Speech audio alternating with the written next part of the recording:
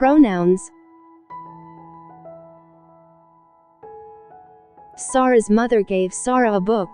Sarah took the book to Sarah's room. Sarah began to read the book, but put the book away after a while. Sarah planned to continue reading the book in the afternoon.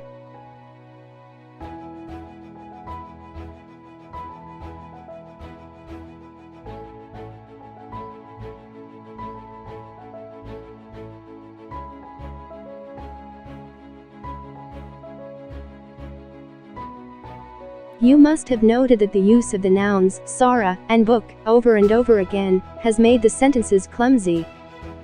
Now read these sentences, which are really the same sentences rewritten. Sarah's mother gave her a book. She took it to her room. She began to read it but put it away after a while.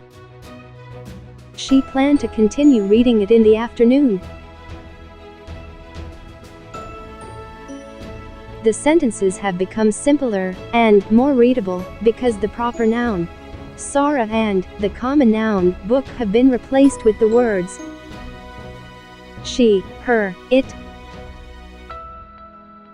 A word such as she, her, it, which can be used instead of a noun, is called a pronoun. Note: a pronoun refers to a noun that has already been used or is known. List of some pronouns: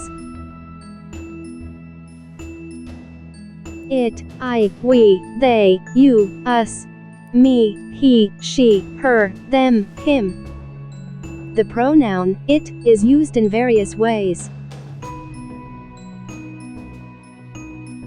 He gave me the pen, and I put it on the table.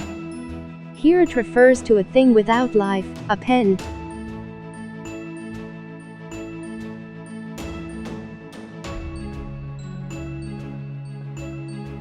The dog barked happily when it saw the bone. Here it refers to an animal, a dog.